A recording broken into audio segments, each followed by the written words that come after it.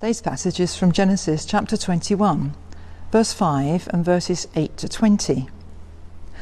You could easily make a TV soap opera out of the family sagas in the Old Testament. It would really get people's blood up too. How could he do that? What was she thinking of? That's outrageous. All of those reactions would be appropriate to today's story, the rejection of Ishmael in favour of Isaac. It's a fully human story with some very human vices on show, like jealousy, competitiveness, cruelty, callousness, alongside love and grief, and being torn in two by competing loyalties. In brief, the backstory is that God had promised Abraham a son and many descendants, but he was very old and it hadn't happened. So Abraham had conceived an heir by his wife's maid, since his wife Sarah was barren. It was a safety measure, you might say. And maybe at the time he genuinely thought that was how God's promise would come about. It was a normal practice of the time and wasn't regarded as morally wrong. So far so good once we accept that. But in the next episode, Sarah does have a son, and instantly the stage is set for a showdown. Sarah is determined that her son Isaac will inherit, and not Ishmael, the son of the maid Hagar, although he was born first. Abraham has a dilemma. I wonder what you think about the action he decided to take. At least he prayed about it first, and at least he did give Hagar some food and drink before he turned them out. But the wilderness was a hostile place, and she and her child were very vulnerable. He would not realistically have expected them to survive. Cliffhanger moment.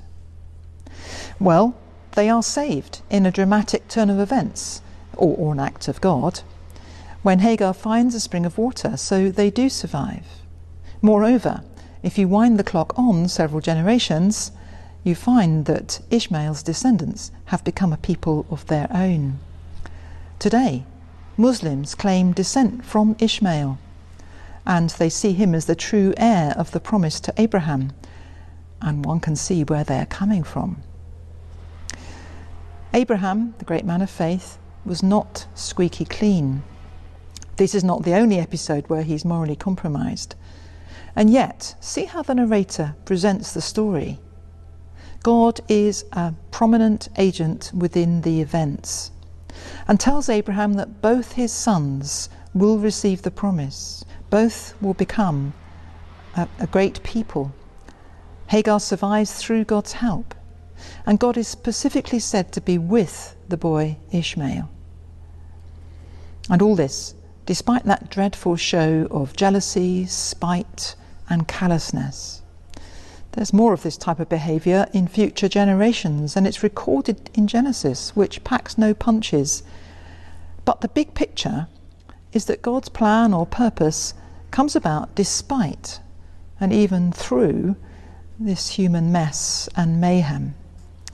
However unpromising the material, God makes something good out of it.